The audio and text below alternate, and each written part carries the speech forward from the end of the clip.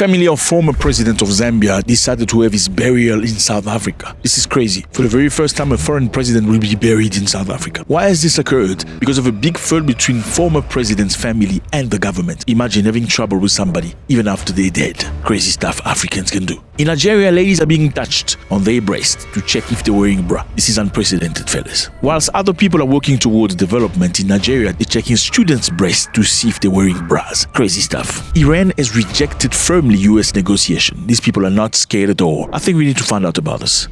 What's up, everybody? I hope you're doing good. It's a beautiful day. Thank you very much for stopping by. Here is Zambia on a map. Nice place. Good people. Very, very interesting to see. The family of Zambia's former president, Edgar Lungu, this man right here, said he will be buried in South Africa in a private ceremony following a row with the government over the funeral arrangement. You hear that? That's very painful.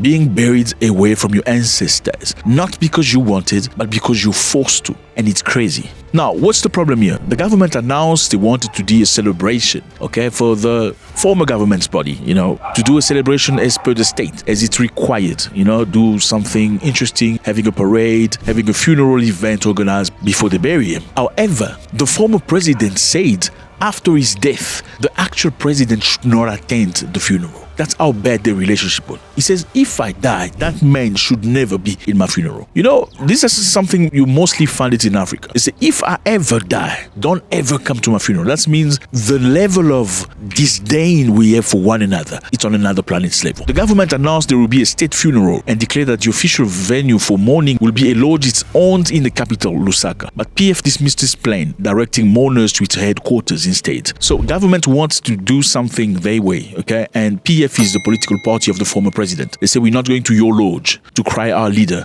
We're going to take him to our own space to have a decent event organized for him. So officially in his will, former President Lungu said Ichilema, his long rival, they should not allow him to attend. So the man wrote it in his will. The speaking, there is talking about something and writing it down. Write something down on your will.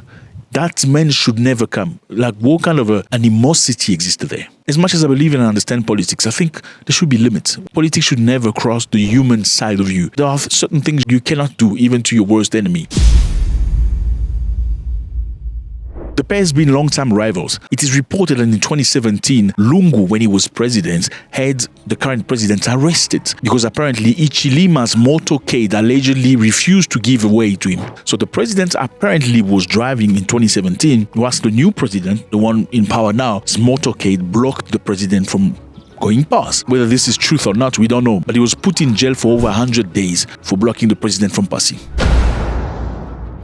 Now, fellas, the Lungu's parties has accused Achilemas of being the reason why their leader has passed. So they say the current president blocked the former president from flying across the world to go get good medication, to go get good treatment. They said the reason why his health deteriorated is because they did it on purpose, blocking him from flying away to go get treated. As you would understand, I'm sure if you're from not African country, well, many African countries, unfortunately, health system are not adequate. It's very sad, but that's a reality. Some of the leaders of the biggest houses, biggest villas you can imagine, biggest cars, 2, 2nd, 3rd, 5th wife have buildings, but the hospital is bad. And a lot of African leaders still go to Europe to go get treated for some of the most basic things. Some people will tell you the reason why they do that is because they're afraid that the doctor would perhaps be corrupted to kill them. But some other people will clearly say to you it's because there is no infrastructure. Okay, so you have to go to another president, another country to get treated. And how do you think those people do not respect us? They don't respect us because even our leaders go to them to get treated instead of investing into the country and get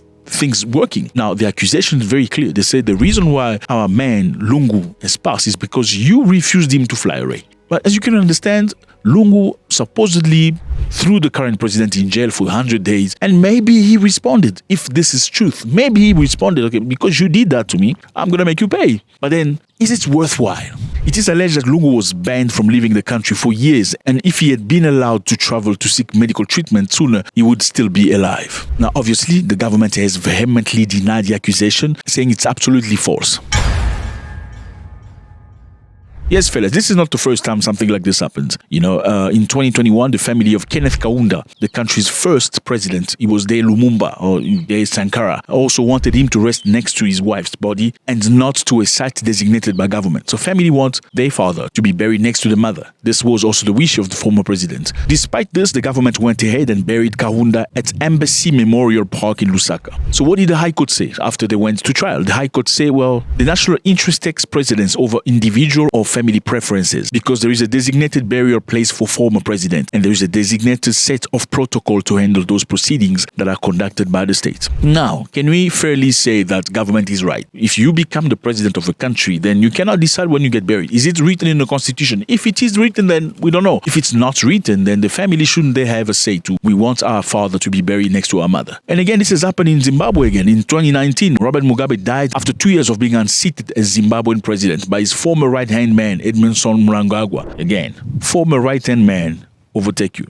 Interesting. Look at Gabon. The same thing happened. Former right-hand man took out the president. So you must be very careful with former right-hand people. Mugabe's family refused to allow him to be buried at the National Heroes Archer, arguing that he had been betrayed by his former colleagues. So there's no honor for him to be buried to a government side by people that betrayed him, were they right or wrong. But then after Bitterford, the man that led Zimbabwe for many years was laid in a village with his ancestors. So in Zambia, the president has cancelled the mourning. The mourning was going on because they've had issues with the family. They've cancelled. The president said, you know what? We need to move on with our life. We've been waiting for you. They are in South Africa because you're taking too long to, you know what?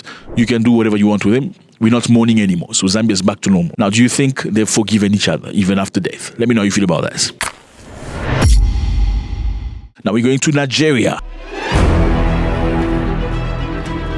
In Nigeria, fellas, a video went viral on the internet showing a lady checking girls' boobs or breast. Why? They were making sure they're wearing bras. A video went viral showing female students being touched to see whether they were wearing bras before taking part in the exam. How interesting is this? They're checking the breasts, making sure that they're not going to distract anybody. That's the goal, not distracting anybody wearing breast. So you gotta wear bras. The first question is, when people come to write exam, are they busy thinking about exam or looking at breast? I'm just asking. Okay, while Burkina Faso is trying to make sure that their ladies wear natural hair, they don't have this fake hair from dead bodies. In Nigeria, they're checking if you're wearing bras. Are you wearing bras? It's crazy. Human rights is very unhappy with that. They say they could sue the university for violating the right of the girls. Unwarranted touches on another person's body is a violation and could lead to legal action. University is wrong to adopt this method of curb indecent dressing.